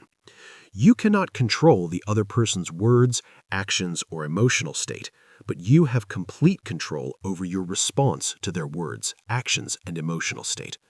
When you focus on controlling your 50% instead of trying to control their 50%, you become incredibly powerful in relationships. Most people spend their relationship energy trying to change, fix, or control their partner, children, or friends. This is exhausting and ineffective because you're trying to control things that are outside your control. When you redirect that energy toward managing your own responses, you become a calming, stabilizing force that actually influences others to be their best selves. The third principle is learning to de-escalate rather than escalate conflicts. When someone is emotionally activated, your natural tendency might be to match their energy level. They raise their voice, so you raise yours. They become critical, so you become defensive. They withdraw, so you pursue. This unconscious mirroring amplifies the conflict instead of resolving it. Strategic non-reaction means consciously choosing to lower the emotional temperature of interactions. Speak more quietly when they speak loudly. Become more curious when they become critical. Give space when they're overwhelmed. This counterintuitive approach often breaks the negative pattern and creates space for actual communication. The fourth principle is separating the person from their behavior. When someone you care about does something hurtful or frustrating, your emotional reaction tends to globalize the behavior. Instead of thinking they did something inconsiderate, you think they are an inconsiderate person. This generalization makes it much harder to maintain emotional equilibrium and find constructive solutions. Practice seeing difficult behavior as information about the other person's current state rather than evidence of their permanent character. Maybe they're stressed, tired, overwhelmed, or dealing with something you don't know about. This doesn't excuse poor behavior, but it helps you respond with wisdom rather than reactive emotion. The fifth principle is mastering the pause. In heated moments, there's enormous pressure to respond immediately. Silence feels uncomfortable and you feel compelled to defend, explain, or counterattack right away. But the pause is where your power lies. It's where you can choose your response instead of being controlled by your impulses. Practice saying, "I need a moment to think about that," or "let me consider what you're saying," or simply taking 3 deep breaths before responding. These small pauses can completely change the trajectory of a conversation and often prevent conflicts that would have taken days or weeks to repair. The most advanced relationship skill is emotional aikido. This is the ability to redirect someone else's emotional energy rather than absorbing it or fighting against it. When someone is angry at you, instead of getting defensive or angry back, you acknowledge their feelings and redirect the conversation towards solutions. When someone is criticizing you, instead of justifying your actions, you thank them for their perspective and ask for their suggestions.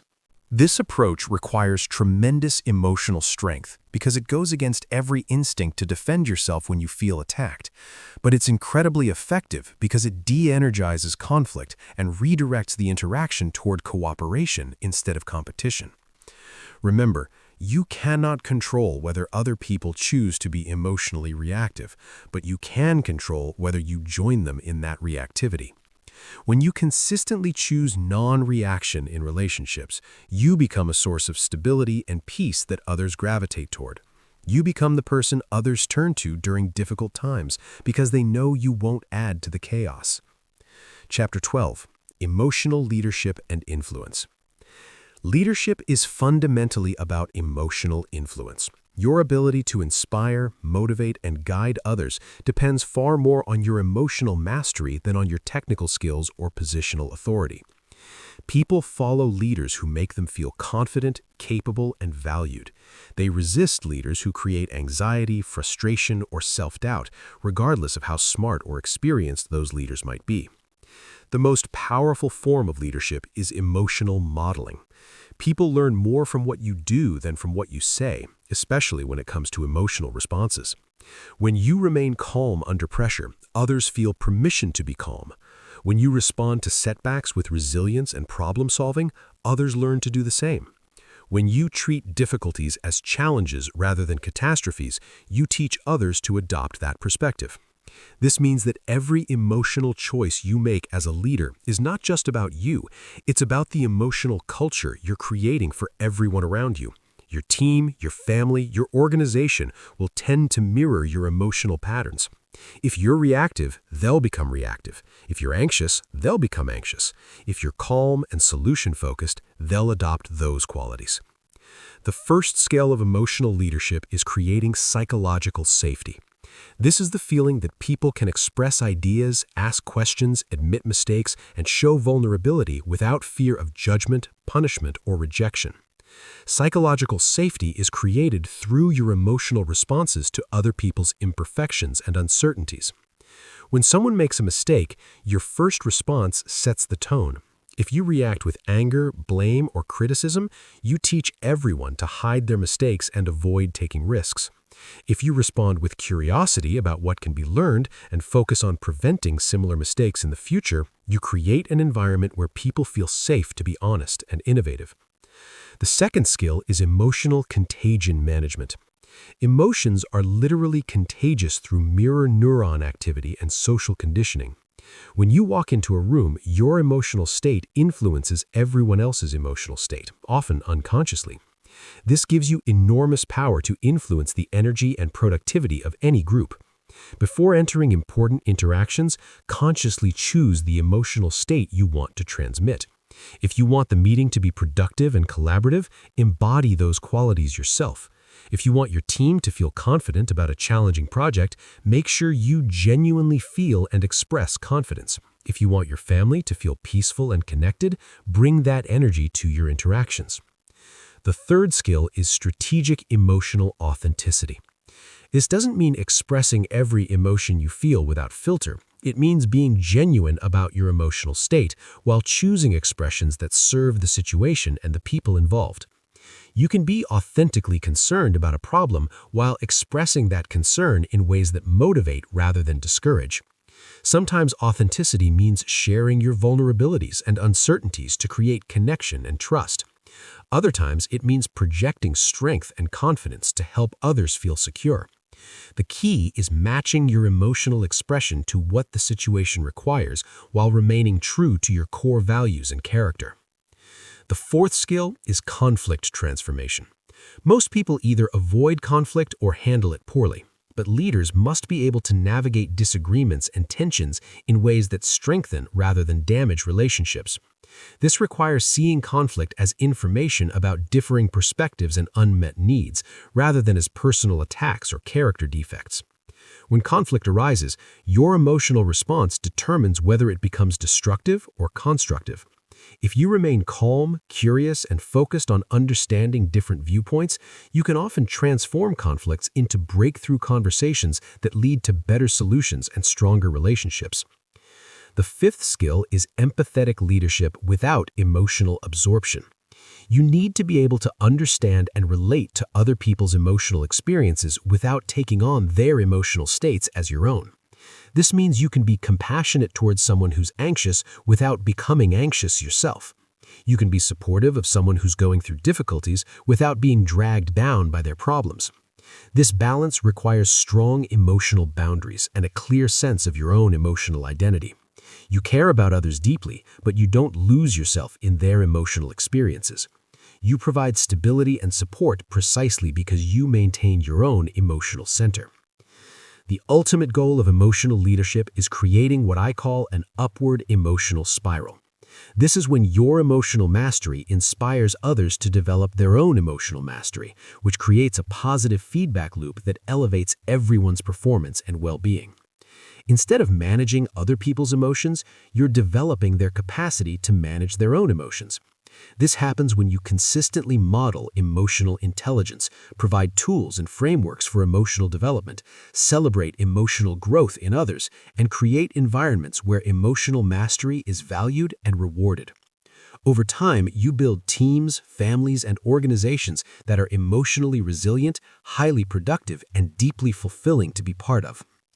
Chapter 13. Creating your personal emotional operating system. Everything you've learned means nothing unless you create a systematic approach to implementing it in your daily life. Most people consume information about emotional control, but never develop the consistent practices that turn knowledge into automatic behavior. They understand the concepts intellectually, but continue operating from old emotional patterns because they haven't created new systems to replace the old ones. Your emotional operating system is the set of daily practices, environmental designs, and response protocols that make emotional mastery your default mode, rather than something you have to consciously remember to do. Just like a computer operating system runs in the background and manages all the basic functions automatically, your emotional operating system should manage your emotional responses automatically. The first component is your daily emotional fitness routine. Just like physical fitness requires regular exercise, emotional fitness requires regular practice. This doesn't need to be complicated or time-consuming, but it does need to be consistent. 5 to 10 minutes of focused emotional training every day will create more transformation than hours of sporadic effort. Your routine should include some form of mindfulness or meditation practice to strengthen your awareness of emotional states as they arise. It should include breathing exercises to train your nervous system to respond to stress with calm rather than reactivity. It should include some form of cognitive work like journaling or reflection to identify patterns and plan improvements. The second component is environmental design for emotional success. Your physical and social environment has an enormous impact on your emotional state, often without your conscious awareness. If you're constantly exposed to negative news, chaotic spaces, or emotionally reactive people, you'll find it much harder to maintain emotional equilibrium, regardless of your skills and intentions. Audit your environment ruthlessly. What inputs are you consuming through media, social media, books, and conversations? What does your physical space communicate about calm and order versus chaos and stress? Who are you spending time with, and how do they influence your emotional state? Make changes that support the emotional state you want to maintain. The third component is trigger identification and response planning. You need to become intimately familiar with your personal emotional triggers and have specific strategies ready for each one. This is not about avoiding triggers, which is impossible and counterproductive, but about having planned responses that align with your values and goals. Keep a trigger journal for 2 weeks. Every time you have an emotional reaction, write down what triggered it, what you felt, how you responded, and what you wish you had done differently. Look for patterns in the types of situations, people, and circumstances that tend to activate you. Then develop specific response strategies for each category of trigger. The fourth component is recovery protocols. You need systematic ways to restore your emotional equilibrium after challenging situations or periods of high stress. Without effective recovery protocols, emotional challenges accumulate and eventually overwhelm your capacity to maintain control. Your recovery toolkit should include immediate techniques you can use in the moment, short-term practices you can implement within hours of a stressful event, and longer-term restoration practices for recovering from extended periods of high stress or emotional challenge. Have these ready before you need them, not after. The fifth component is accountability and measurement systems. You need ways to track your progress, identify areas for improvement, and maintain motivation during difficult periods. This could be as simple as a daily rating of your emotional control on a scale of 1 to 10, or as sophisticated as keeping detailed logs of specific situations and responses. The key is having objective measures of progress rather than relying on feelings, which can be unreliable indicators of actual improvement. You might feel like you're not making progress even when you're actually improving significantly, or you might feel like you're doing well when you're actually sliding backwards. The sixth component is continuous learning and adaptation. Your emotional operating system should evolve as you grow and as your life circumstances change. What works in your 20s might not work in your 40s. What works when you're single might not work when you're married with children. What works during stable periods might not work during major life transitions. Schedule regular reviews of your emotional operating system. What's working well? What needs adjustment? What new challenges are you facing that require new strategies? What feedback are you getting from others about your emotional patterns? Use this information to continuously refine and improve your approach. The final component is integration with your larger life systems. Your emotional operating system cannot be separate from your other life management systems. It needs to be integrated with your goal-setting process, your time management approach, your relationship strategies, and your career development plans. This means making emotional considerations part of every major decision you make. Before taking on new responsibilities, consider the emotional demands they'll create. Before entering new relationships, consider how they'll impact your emotional well-being. Before pursuing new goals, consider what emotional skills you'll need to develop to achieve them successfully. Remember, the goal is not to create a perfect system that never needs adjustment. The goal is to create a robust system that makes emotional mastery easier and more automatic, while remaining flexible enough to adapt to changing circumstances. Your emotional operating system should serve you, not constrain you. Chapter 14. Advanced Applications in High-Stakes Environments. The ultimate test of your emotional mastery comes in high-stakes environments where the consequences of losing control are severe and immediate. These are situations where careers can be destroyed with a single emotional outburst, where relationships can be permanently damaged by one reactive moment, where opportunities worth millions of dollars can be lost because someone couldn't manage their anxiety or anger. High-stakes environments reveal the difference between intellectual understanding of emotional control and true embodied mastery. When everything is on the line, when you're being tested beyond your comfort zone, when the pressure is intense and the stakes are real, your true level of emotional development becomes clear. The first category of high-stakes environments is crisis management. When something goes seriously wrong, when there's immediate danger or significant loss, when people are looking to you for leadership and stability, your emotional response sets the tone for everyone else's response. Panic is contagious, but so is calm competence. In crisis situations, the ability to think clearly while others are losing their minds becomes a superpower. While everyone else is being hijacked by their amygdala, you remain connected to your prefrontal cortex. While others are reacting to the emotional intensity of the situation, you're focusing on the practical steps needed to address the actual problems. This requires advanced preparation. You cannot develop crisis emotional management skills during the crisis. You develop them during calm periods through visualization, stress inoculation, training, and practice with smaller challenges. By the time the real crisis hits, your emotional control responses need to be automatic. The second category is high-pressure negotiations and confrontations. Whether you're negotiating a business deal, handling a workplace conflict, or dealing with aggressive behavior from others, your ability to remain emotionally centered gives you enormous strategic advantages. People reveal their true intentions and limitations when they're emotionally activated, but they can only take advantage of your emotional reactions if you have them. The key to negotiation emotional mastery is separating your ego from the outcome. When you're emotionally invested in being right, in getting your way or proving your point, you become predictable and manipulable. When you can remain detached from any specific outcome while staying committed to your core interests, you become incredibly difficult to manipulate or intimidate. This doesn't mean not caring about the outcome. It means caring more about the process than the result, more about maintaining your integrity than winning the negotiation, more about finding solutions that work for everyone than getting everything you want. The third category is performance under scrutiny. When you're presenting to important audiences, being evaluated for promotions, competing at high levels, or otherwise performing while being watched and judged, emotional control becomes crucial for accessing your full capabilities. Performance anxiety, imposter syndrome, and fear of judgment can completely undermine your actual skills and preparation. The solution is shifting focus from how you're being perceived to how you're serving others. Instead of thinking about whether you look confident, think about how you can provide value to your audience. Instead of worrying about making mistakes, focus on executing the process you've prepared. Instead of trying to impress others, concentrate on being genuinely helpful. The fourth category is dealing with extremely difficult people.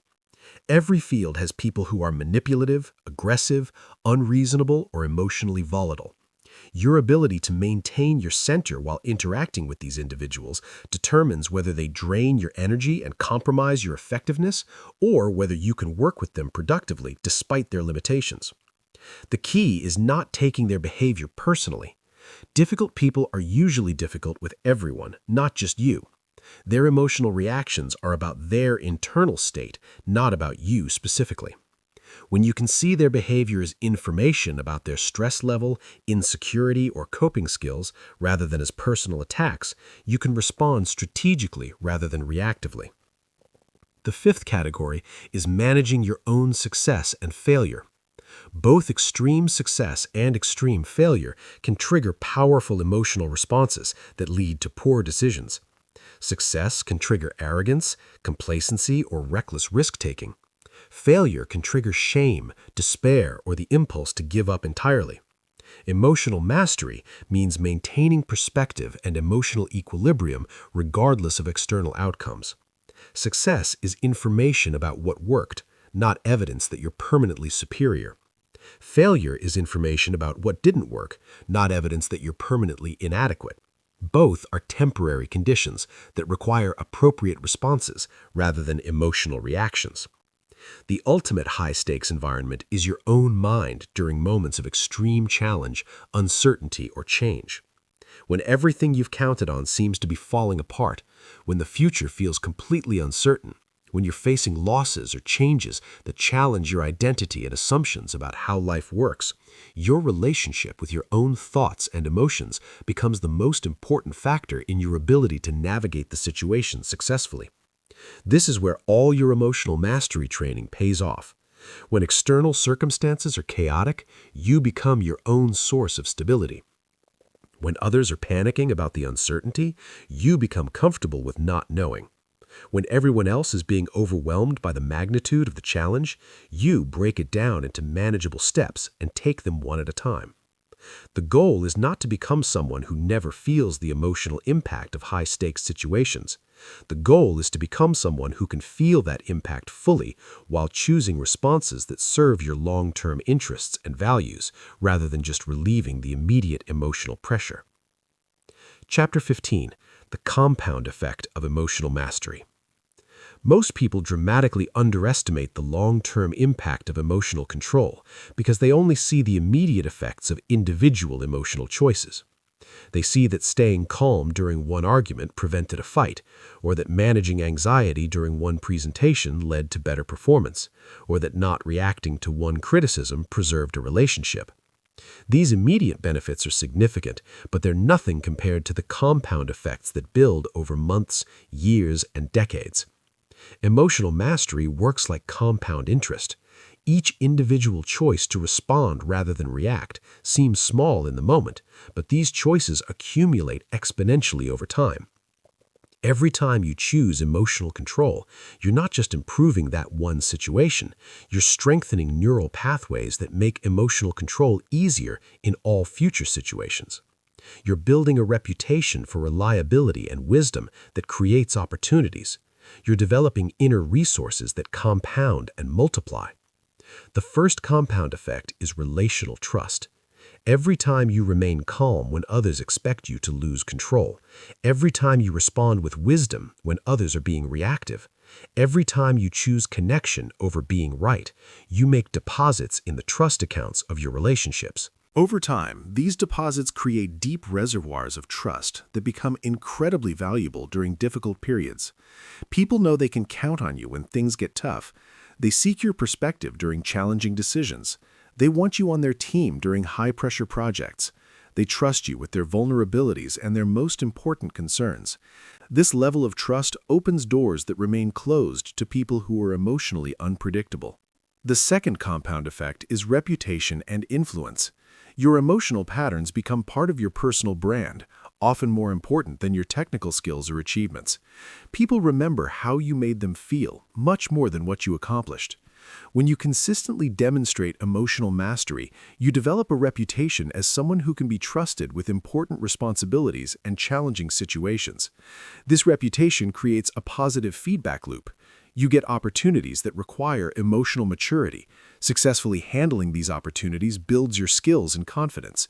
Your enhanced capabilities lead to even greater opportunities. Over time, you become known as someone who performs well under pressure, who can be counted on during crises, who brings stability to chaotic situations. The third compound effect is decision-making quality. When you're not being driven by emotional reactions, you make consistently better decisions across every area of your life. You choose relationships based on compatibility and shared values rather than intense chemistry that burns out quickly. You make career choices based on long-term growth potential rather than immediate gratification or fear-based security. You invest money based on rational analysis rather than greed or fear. You choose how to spend your time based on your priorities and goals, rather than whatever feels urgent in the moment. You handle conflicts based on what will strengthen relationships, rather than what will make you feel better immediately. These better decisions compound over time into dramatically better life outcomes. The fourth compound effect is stress, resilience, and health benefits. Chronic emotional reactivity creates chronic stress, which has devastating effects on physical and mental health over time. Elevated cortisol levels damage your immune system, impair cognitive function, accelerate aging, and increase risk for virtually every major disease. Chronic stress literally shortens your lifespan. When you master emotional control, you dramatically reduce your stress levels and improve your health outcomes. You sleep better, think more clearly, have more energy, and maintain better physical health. These health benefits compound over decades, potentially adding years to your life and significantly improving the quality of those years. The fifth compound effect is learning acceleration. When you're not constantly dealing with emotional drama and reactivity, you free up enormous amounts of mental and emotional energy that can be redirected toward growth and learning. Instead of spending your energy managing the consequences of emotional reactions, you can invest that energy in developing new skills, pursuing meaningful goals, and expanding your capabilities. Emotional mastery also makes you a better learner by improving your ability to receive feedback, handle criticism, and learn from failures. When you're not defensive or reactive, you can extract lessons from challenging experiences instead of just being traumatized by them.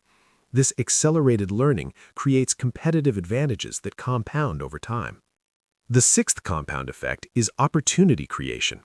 When you have emotional mastery, you become the kind of person that other high performers want to work with. You get invited to join important projects, teams, and organizations. You become trusted with sensitive information and critical responsibilities. You gain access to networks and relationships that create opportunities for advancement and achievement. These opportunities often lead to more opportunities in an upward spiral of growth and success. Each success builds your confidence and capabilities, making you ready for even greater challenges and opportunities. Over time, you gain access to levels of achievement and influence that seemed impossible when you were still trapped in emotional reactivity. The seventh compound effect is inner peace and life satisfaction. Perhaps most importantly, emotional mastery creates a deep sense of inner peace and life satisfaction that comes from knowing you're living according to your values and responding to life from wisdom rather than fear.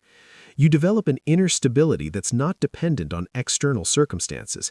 This inner peace is not the absence of challenge or difficulty, it's the presence of confidence that you can handle whatever life presents. You know that external circumstances are temporary, but your ability to respond with wisdom and grace is permanent. This creates a quality of life that's available regardless of your circumstances. The ultimate compound effect of emotional mastery is becoming anti-fragile. This means you don't just survive challenges and setbacks, you become stronger because of them. Every difficult situation becomes an opportunity to practice and strengthen your emotional skills. Every person who tries to manipulate or upset you becomes unwitting training for greater mastery. When you reach this level of emotional development, you become virtually unshakable, not because nothing difficult ever happens to you, but because you have unshakable confidence in your ability to handle whatever does happen. You become a source of strength and stability for others, a person who makes every situation better simply by being present and emotionally centered. This is not just about personal success or achievement, though those will certainly follow. This is about becoming the kind of person who contributes to raising the emotional intelligence and maturity of everyone around you.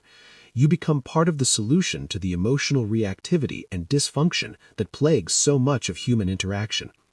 The choice is yours.